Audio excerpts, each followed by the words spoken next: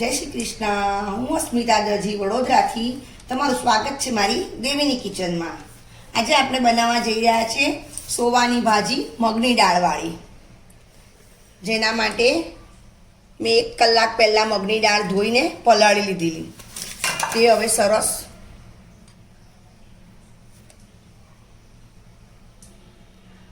સરળતાથી તૂટે તેવી થઈ ગઈ છે। અહીંયા મેં 5 થી 6 પાણીએ સોવા ધોઈ કાઢ્યા છે। તો હવે આપણે તેની શરૂઆત કરીએ। સૌ પ્રથમ આપણે ગેસ ચાલુ કરી કઢાઈમાં તેલ મૂકીશું। તેલ આપણું આવી ગયું છે। સૌ પ્રથમ આપણે અહીંયા લસણની જે કળી છે તેના ઝીણા ઝીણા ટુકડા કર્યા છે। 5 થી 6 લસણની કળી લીધેલી। હવે તેમાં હું એક લીલું મરચું એડ કરીશ। આ અડધો ટુકડો કરીને એડ કરવાનું છે। 1 ચમચી જીરું એડ કરીશું।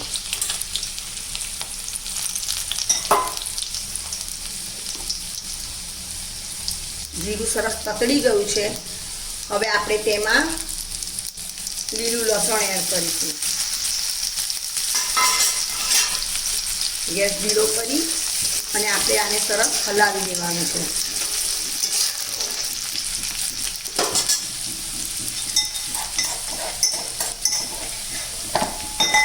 તમને જે પ્રમાણે તીખું જોઈતું એ પ્રમાણે તમારે આદુ મરચાં અને લસણની પેસ્ટ છે જે હું 1 ચમચી એડ કરું છું। તે સરસ આપણે મિક્સ કરીને હલાવી દઈશું।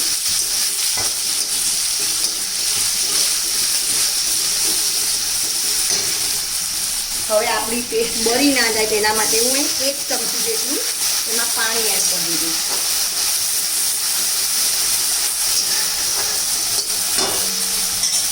હવે આપણે તેમાં સ્વાદ અનુસાર મીઠું એડ કરીશું।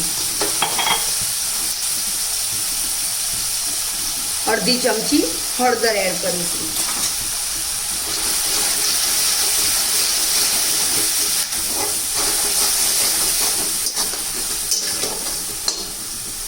હવે આપણે તેમાં ટામેટું એડ કરીશું।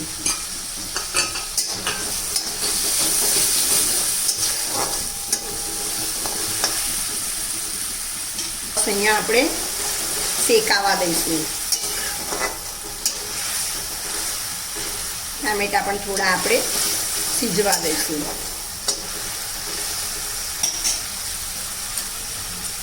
હવે તેમાં હું 1 ચમચી ધાણા જીરું એડ કરું છું।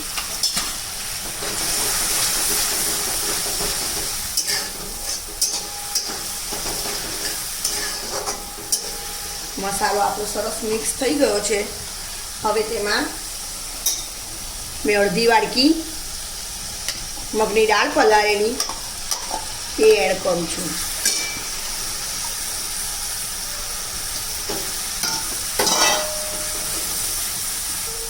હવે આપણે મગની દાળને આ રીતે રાખી અને એના ઉપર સુવાની ભાજી પાથરી દેવાની છે, જેથી તેની વરાળથી જ આપણી મગની દાળ બફાઈ જશે।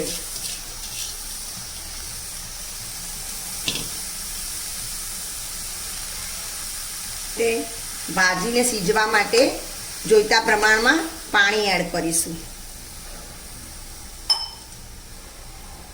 ઢાંકી આપણે તેને થવા દઈશું। હવે 10 મિનિટ થઈ છે। આપણે ભાજીને હલાવી લઈશું। આ રીતે આપણી દાળ નીચે હતી ભાજીની, જેથી તે ઝડપથી સીજી ગઈ છે।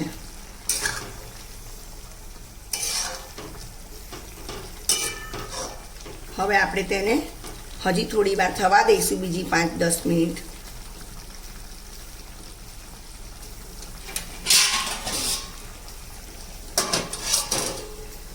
હવે આપણે જોઈ લઈશું। ભાજી આપણી સરસ સીજી ગઈ છે। હજી તેને સરસ ટેસ્ટી બનાવવા આપણે એના પર વઘાર છોડીશું। અમે 1 ચમચી દેશી ચોખ્ખું ઘી લીધું છે। હવે આપણે તેમાં જીરું એડ કરીશું, તેમાં હિંગ એડ કરીશું, લીલું લસણ એડ કરીશું,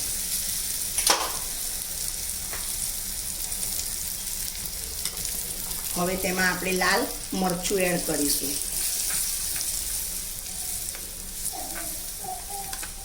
આપણે ફક્ત લીલા મરચાંમાં જ ભાજી બનાવેલી, હવે આ વઘારમાં આપણે લાલ મરચું લઈ રહ્યા છીએ.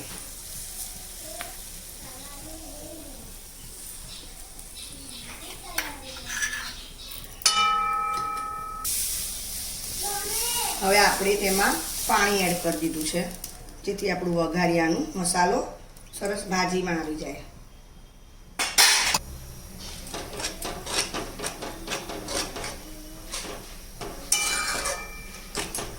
આ રીતે આપણે તેને મિક્સ કરી 2 મિનિટ જ રહેવા દઈશું. ભાજી આપણી ઓલરેડી બની ગઈ છે.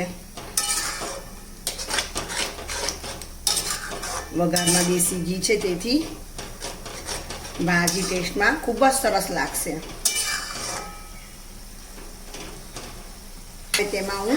તેમાં આપણે લીલા ધાણા એડ કરીશું.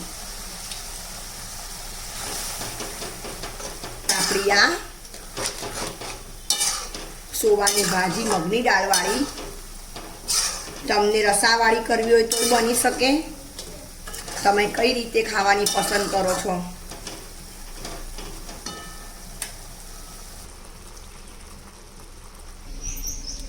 તો ફ્રેન્ડ્સ, તૈયાર છે આપણી સોવાની ભાજી મગની દાળવાળી.